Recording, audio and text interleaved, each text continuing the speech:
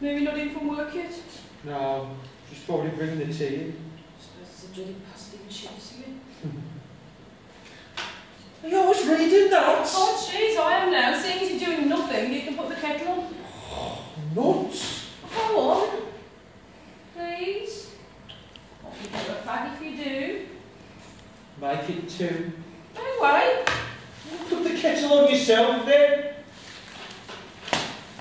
Alright. Here.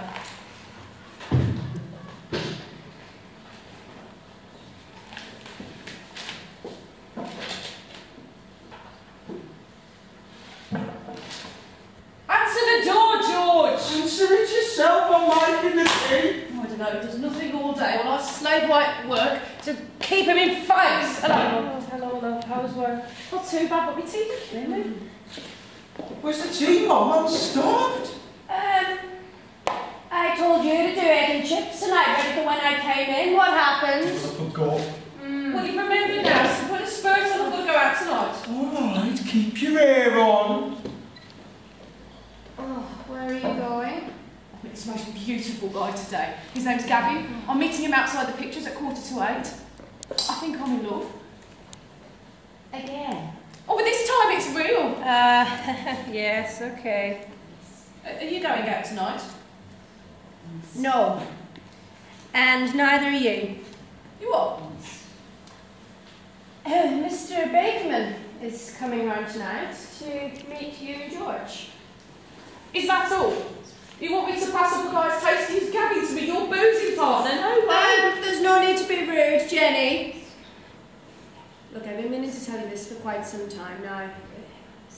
Me and Mr. Bakeman are thinking of getting married. Married? You and a man?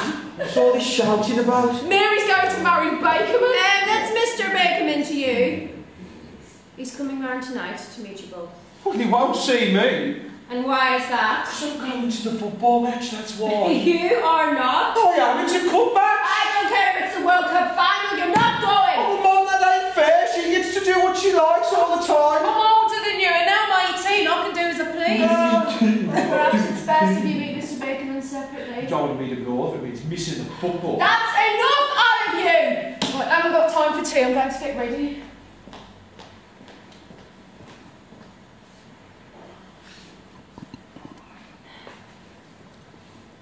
You want something? No!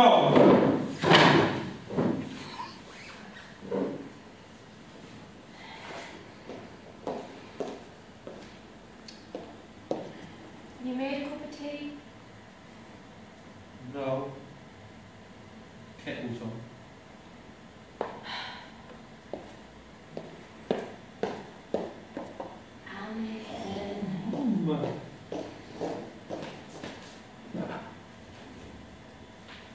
I'll find these in my wardrobe again. I'll wrap them around your neck. Puss off! You ain't got nothing decent to wear anyway. I don't know why you bother getting dressed up while I'm your ugly mush. Shut your mouth, you old bell. You want to try it?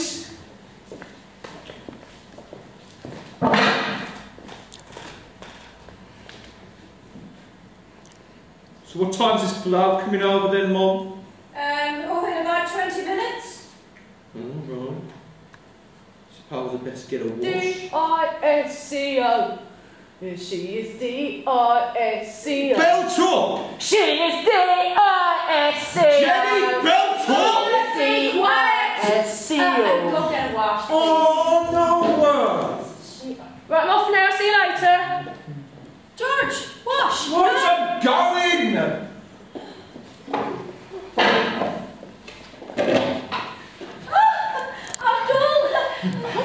Come in. Oh, nice to see you. George, say hello to Mr. Bakeman.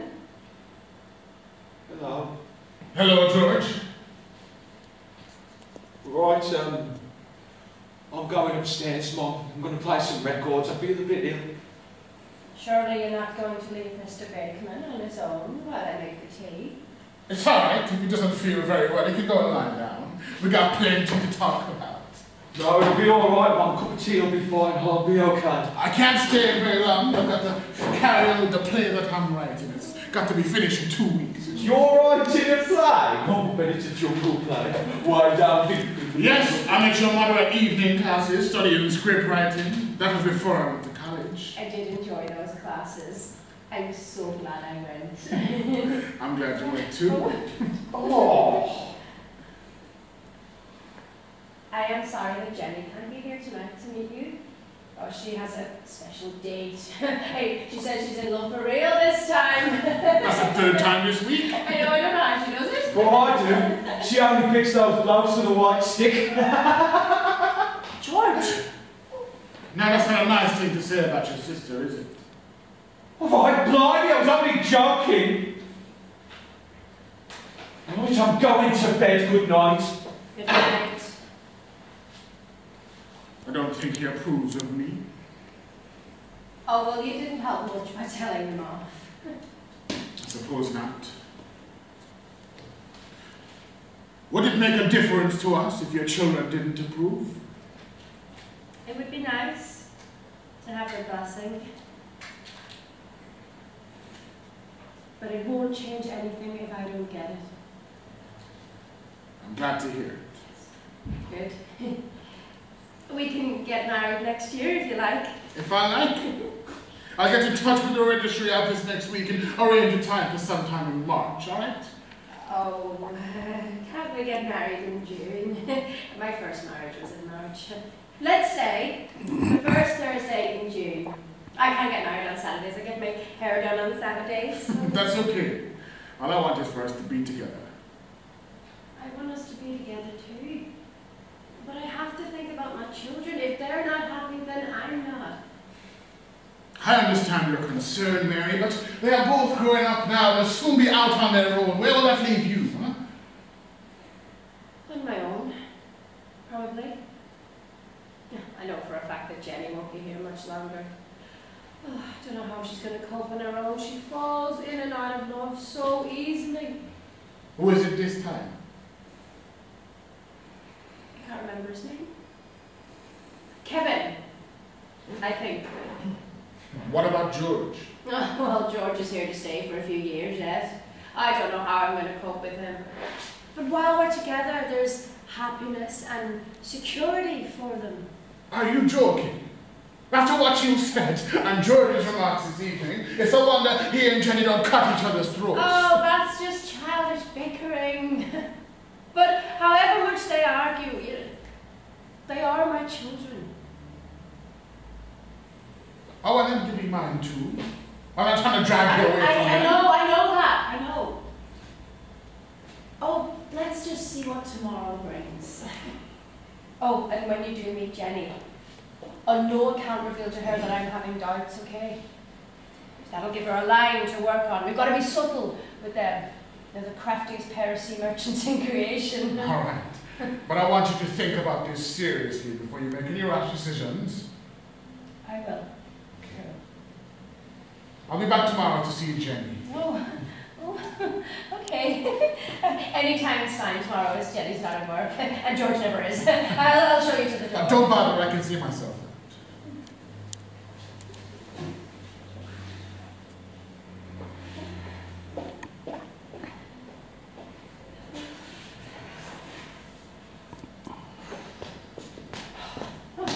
Well, your date didn't last very long.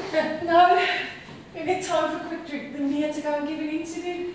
He's an actor, well, can you believe it? The real Richard Burton, you know? Oh, he's so beautiful. This is definitely true love, it has to be. But do you realise that I, under my own power, walked home? Hey, now. Oh, there must be something in that, eh? The furthest you ever walk is up those stairs and back down again. I've been known to go for the occasional fish and chips. Yeah, when a certain blue-eyed boy is serving the chips. That bad. Did Mr. Bakerman come round?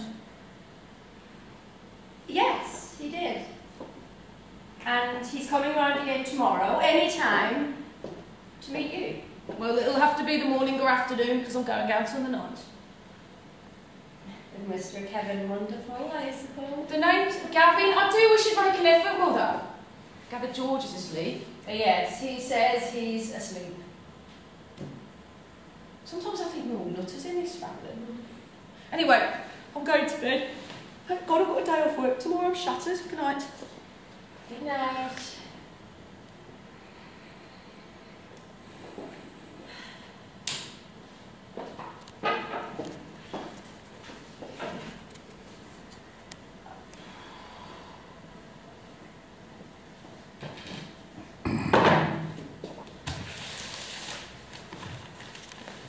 I didn't sleep a wink after you told me the bad news last night. A walk without Mum? Has she no principles? Well, this is a family crisis. I shall have to stop in tonight if Bakery doesn't come round this afternoon. Yeah, but what about Gavin? Well, that's the whole point. My entire life ruined just because Mother dear thinks she's in love or makes you sick. George, whatever our differences, we have to come together now to overcome this private catastrophe. We have to plan our campaign against this Abdul bloke. We mustn't fail. Yeah, but what about Mum? From what I could see last night, she really does love him. We're making her unhappy if we give him the elbow. Good point. We have to make this subtle so she doesn't realise we're trying to get rid of him. Oh, it's a bit unfair. Unfair? Unfair? Do you know what will happen if he gets a foothold in this house? Well, there are a funny lot, you know. No borrowing money, no smoking, your husband's picked for you. I mean, what if he doesn't like Gavin? I've had it then, haven't I? How would you feel marrying some potsy bloke you never met before whose favourite hobby was pressing white flowers? He can't be that bad. I have a few brains, you know. I didn't come off the banana boat yesterday. If you brought Gavin round and I didn't like him, you'd be really upset if I gave him the elbow, wouldn't you? You'd be upset. I'd smash your face in. But that's exactly what I mean. Mum would very likely kick us out if we got rid of Abdul. You like him? What a letdown you are. I neither like him nor dislike him. He's okay. You feeling alright? You sound sensible. That's more than what you are. Don't forget your dowry campaigns and plans and just give the bloke a chance. I don't believe it. My own flesh and blood, I've been betrayed. Oh, shut up! It's not the end of the world. You're supposed to be older and more sensible than me. You're a moron. And just wait till you see this Abdul for yourself and give him a chance.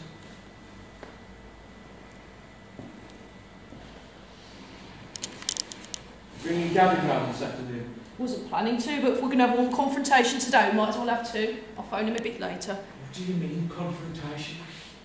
Well, Gavin has come down to Birmingham to do a community theatre project with local residents, and he wants to do a play with me in it. And I know Mum's going to cause a riot because she doesn't like me to go on the stage ever since I played that prostitute in a school play. Oh yeah? That was a character part if ever I saw one. Oh, give you a character part in the mouth if you don't pipe down.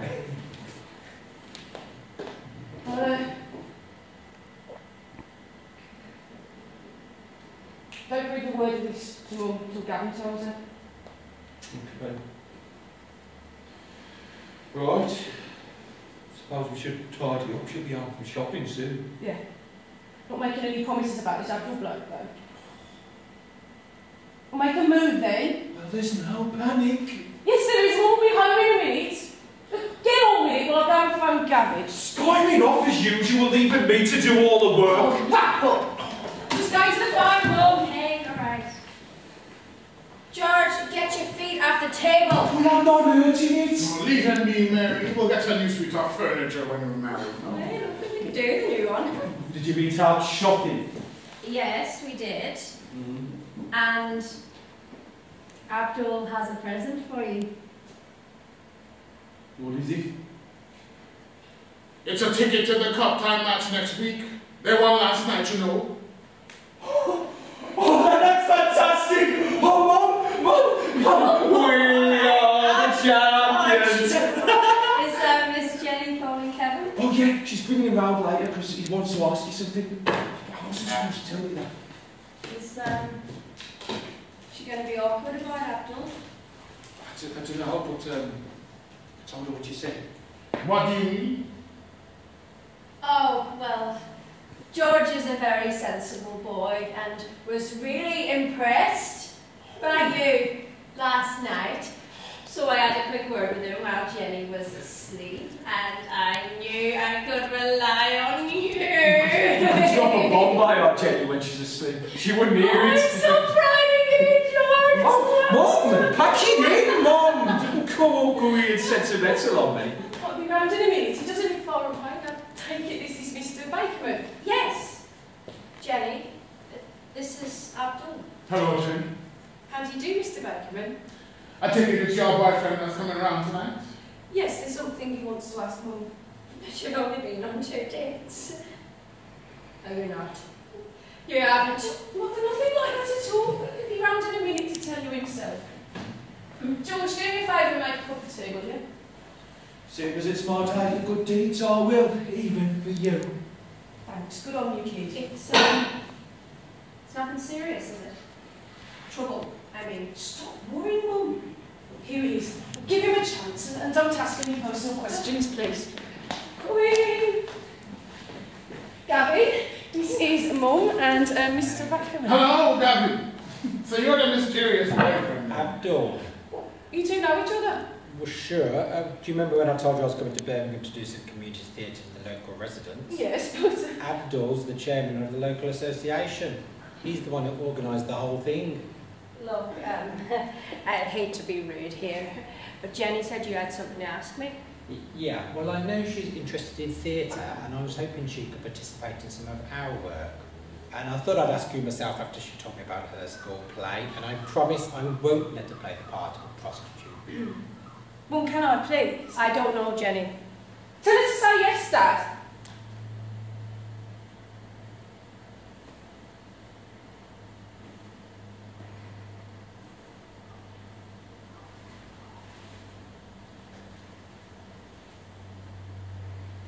It'll be a pleasing experience for her, Mary. Oh, fine, all right. Great. So what about me? Oh, you can play a fake tree or lamppost or Jenny, something. enough Isn't of that all that. you can manage? Shut your mouth, Roger. You're ready. Oh, yes. Why did you tell me quiet? See, everything's back to normal. I think now would be a good time if we went to the pub. It's still open. Good idea. Let's go. Come on, George, you can have lemonade. Come on. Don't want lemonade. I'm not happy about this part.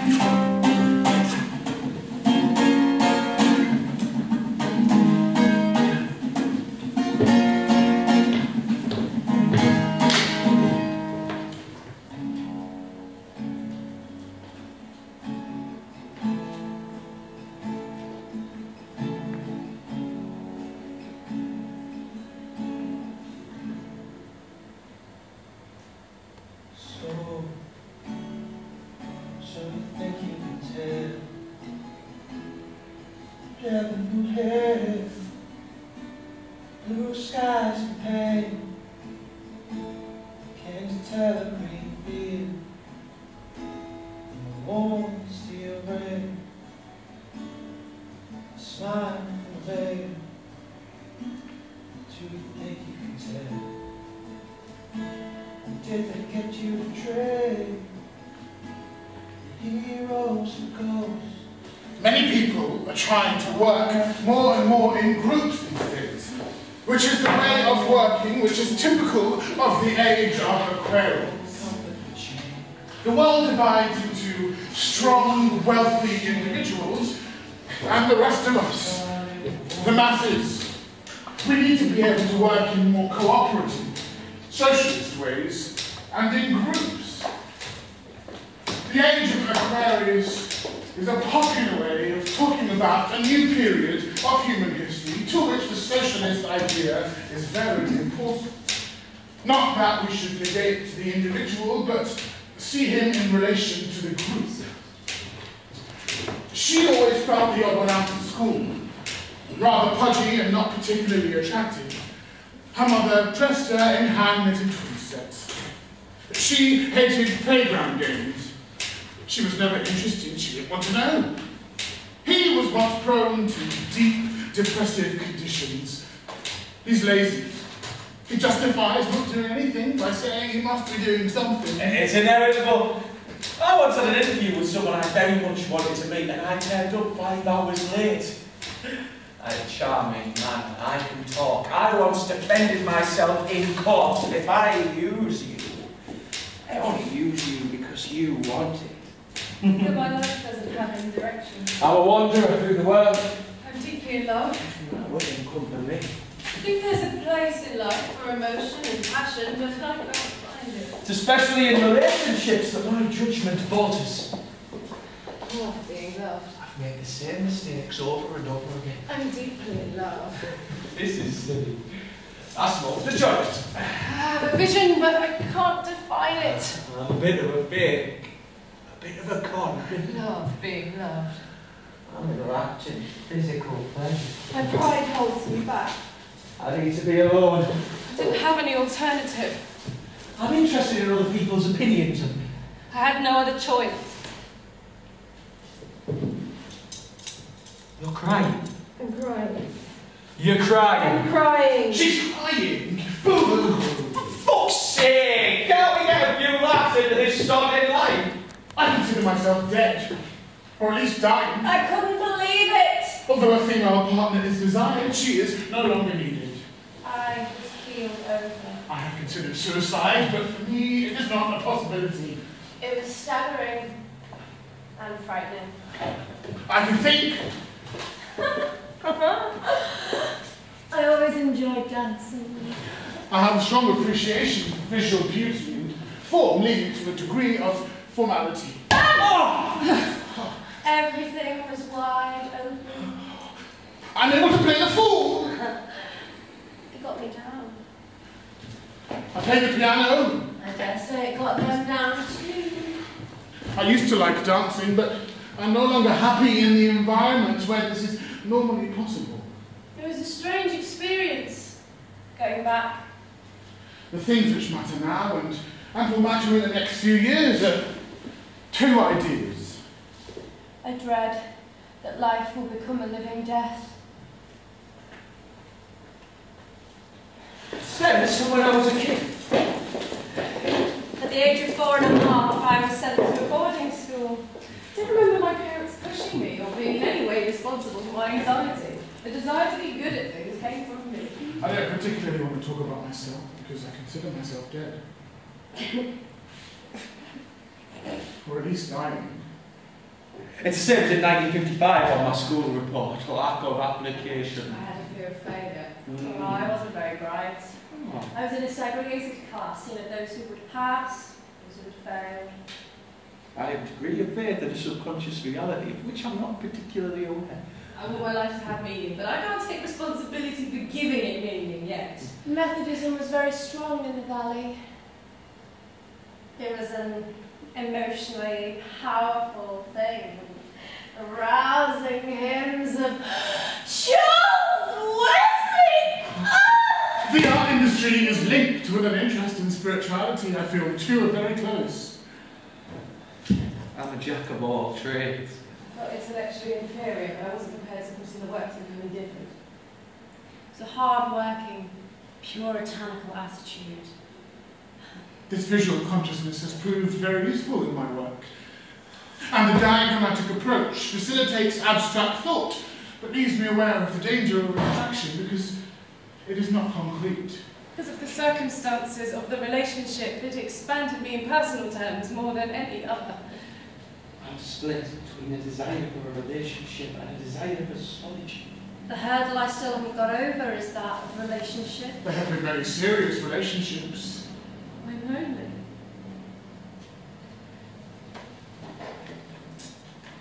So am I. You're somebody I love to hate. I may as well say that I've come to like and love you very much indeed. We're not two of a kind. A romantic image of this little lady in a countryside cottage, whirling the spinning wheel, attending to the sheep. It's a cover. He gives the appearance of being very confident. I think that this is his intention. It's It certainly makes others confident in him. I'm not so sure he's as confident as he seems. She's not this quiet little country lady who's going to sit about whirling this spinning wheel. Otherwise, she wouldn't be sat here watching me do this. Everyone has their area of doubt. This is extremely difficult. Her face somehow shines. You're not... I don't know. It always seems to shine. Well, nearly always seems to shine. I found my association with you quite strange, from first to last. She has a very beautiful, clean face. There must be something in it, I guess. She's a woman who's afraid of her own sensuality. His attitude to women seems to vary from the pig variety to being very considerate and kind. I like your creepiness. She does sometimes not seem to be considering other people. I love it when you go mad and you do zany things. I dig that a lot. I think that's great. Being your bloody nuisance a lot of the time. I think it's getting better between you and I. Slowly. One's not tempted to think she has any malice or ill will. He's constantly on the move. Always needing the social scene, listening to music, drinking, testing his ability to draw women. A woman who could be very, very interesting when observed closely. And I feel in a physical... Oh, he's like a cat with 9 lives and each one of them could be different. She is, I feel, someone we could be in danger of losing. We're all like rivers, constantly changing, and when we do have ideas about people, they're often, well, they tend to be images. Very difficult to say very much more off the cuff. One could get really over the top and get into dangerous conjectures and theories. One is attempting to say what one feels, one knows, rather than just make guesses. I mean, guesses, they're easily made, they're just 50-50 round. But despite the fact that I have difficulty in recognising the reality wherein this person lies,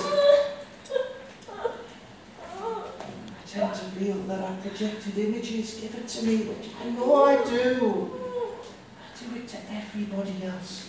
And then everybody else does it to everybody else. Ah, you're just about the same as every other fucking Tom, Dick or Harry. No, I disagree. I think the place where you come from and the place where you're going are exactly the same.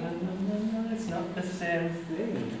Where you come from and where you go to are the same for all life, whether you're a cabbage or a man. It's the road you take that's different. I don't know where to go next. What I find so beautiful, warm, is that we all have similar sorts of problems. I want it to be better. I want it to be brilliant. I wanted to be beautiful. I wanted to control myself. I want it to be I alone. wanted to be loved. I wanted to be accepted. I wanted to die. Alright, a joke's a joke and that, but I really do think I'm different. I am a strong believer in the twice given death. I died once when I was 3 years old from an accident. Now, that twice given death, that was given to Theseus, and the myth shows us that those who escape death do so only for a reason.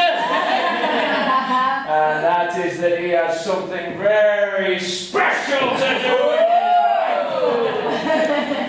Yeah, I don't know what that is like. Not until it comes, but when it comes, strength to do it will be given.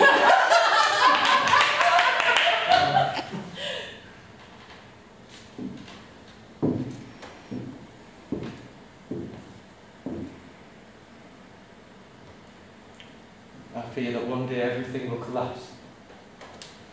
I'm afraid. Personally, I've never been satisfied with anything I do. My words don't match my deeds. Last night I wrote in my diary, tomorrow I will do. I should have gone up and done it. I think I have a vision, but I can't define it. What do I think of myself? The earthbound considers that I survive as well as possible. The spirit considers this is not so. I could do a great deal more. I am hampered by laziness. Spirit fears a downfall, but its laziness seems to accept the comparative impotence of one to affect the other.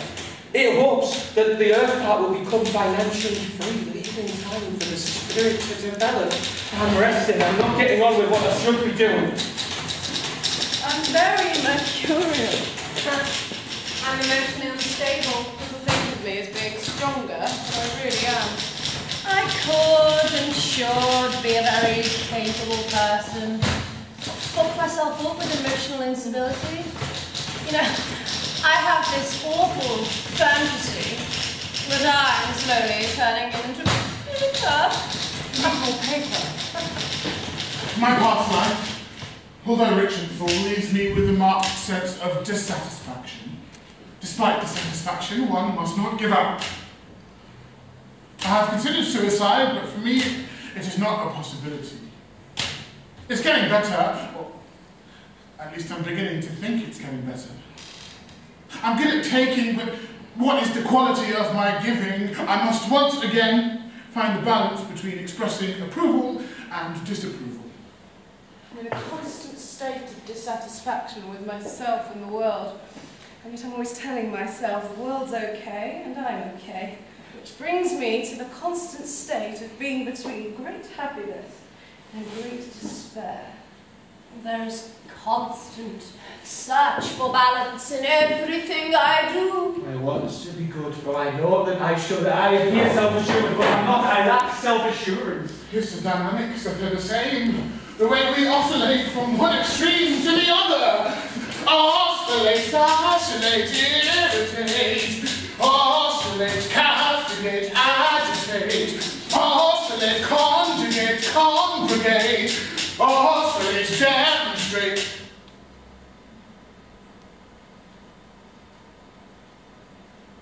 Hesitate. I say. Have you heard the one about people who are trying to work in groups? My sensitivity is at its best as input or intake of emotion, but I'm never quite sure about the output. Should one support others with good feelings, or would this hinder their relationship and the development? I feel people aren't supportive enough of each other. I try not to unburden myself on other people. I have been hysterical, emotional, out of all reason. I fly through gamuts of immersion. I'm afraid of emotional exposure. I feel I do it too well. I want to be good, for I know that I should. There was an area of barrenness, dryness, an automatic response to living, a sense of getting by. I felt that I was doing everything by proxy, living by proxy. I've never been satisfied with anything I do. I've never been so happy! 2 feet on the ground! Question! Am I a shit? Am I strong, weak, smart, not so smart, great? I'm very mercurial. And I have a romantic attitude to myself. I have an ability to organise things, but I'm aware of the pendulistic action between practical organisation and extreme disorganisation. There are many things I understand and many things I don't. It's getting better. You're a kind person. You're okay. I feel your warmth towards me, certainly. You get that across? Thank you. I admire the way you throw yourself into things and make others feel that you know them well. One can't help but having the feeling that you are a very good person.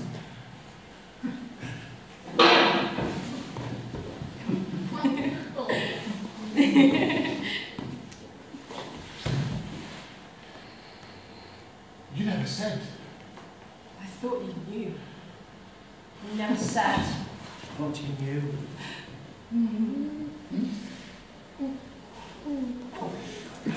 Well, that wasn't the end.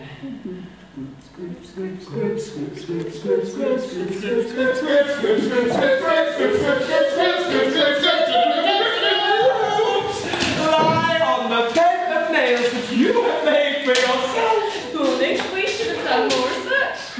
Morning. It's a failure. We lack a common aim. What are we about? My brain hurts. Bringing people together doesn't make a group. It's very hard work. Torture. Morning. Morning. Morning. Oh, this frankness is doing my head. Don't affect your way of being onto mine. Woke up feeling like shit as usual. I feel so tired. I can't get up in the morning. I've never been so exhausted in all my life. The antipathy towards him affected the whole group. We lost our own centre. What you need is an air. Morning. Groups! I hate groups! Yeah, this is the kind of thing that groups make happen to you. We're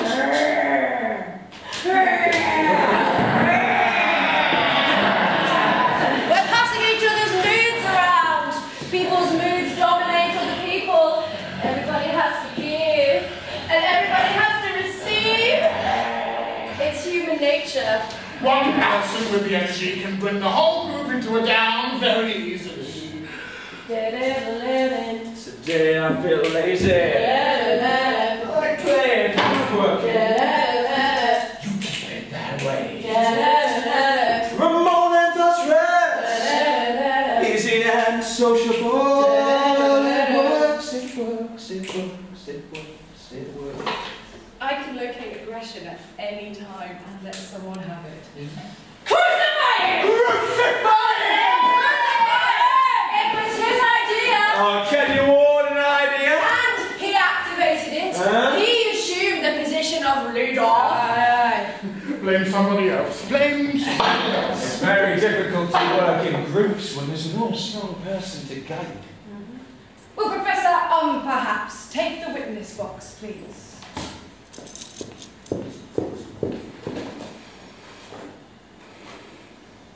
Do you swear to photograph and video the truth, the whole truth, and nothing but the truth? I do. The defendant stands accused of not having put enough thought into the practical means of attaining his theoretical aims. Lunch today. Even though I cooked a delicious meal, I, according to the group, could do no good. Just like City Hall, everything I said had to be contradicted. Something to do with authority. Oh, the defendant stands accused. He's very woolly. Where one needs essential clarity and direction. And least woolly. Where one doesn't. My understanding is that authority cannot be explicit. I have exposed my thoughts too openly. This became destructive. People will misunderstand if they can. The defendant stands accused.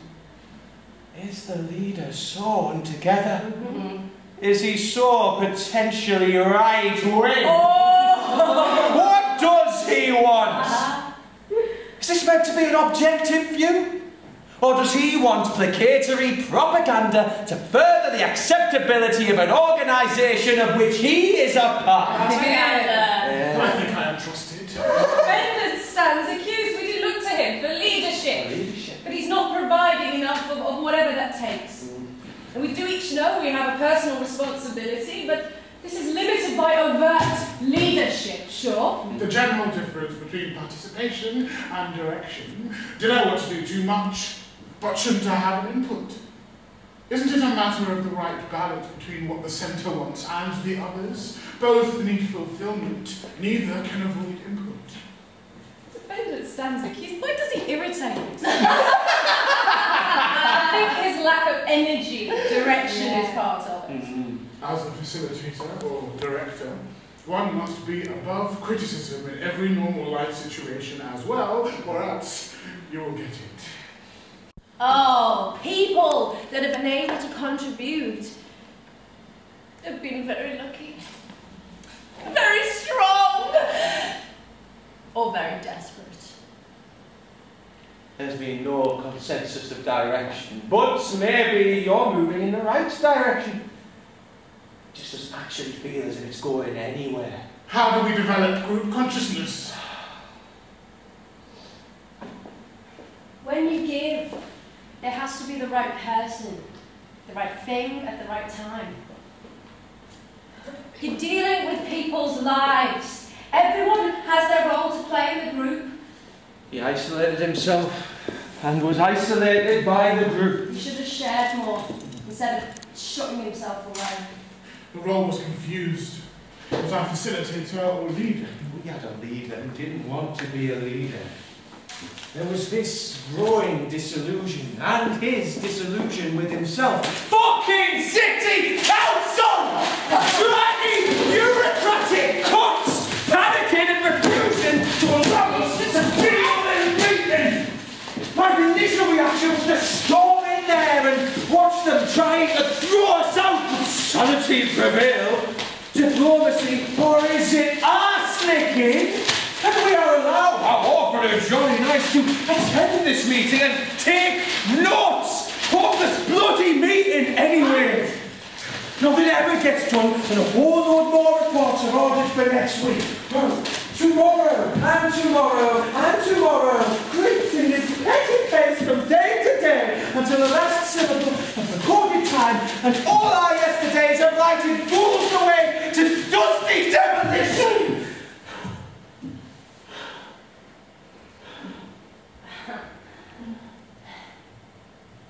When people feel they have no function, that is when the cop-out begins and energy levels drop.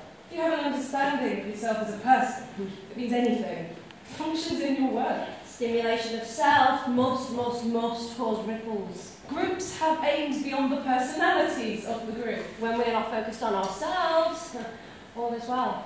I should have stuck to my goals. Oh, we need a name. We start convening. We need to be able to see what's happening. Get off it! All these people need to do is get off it.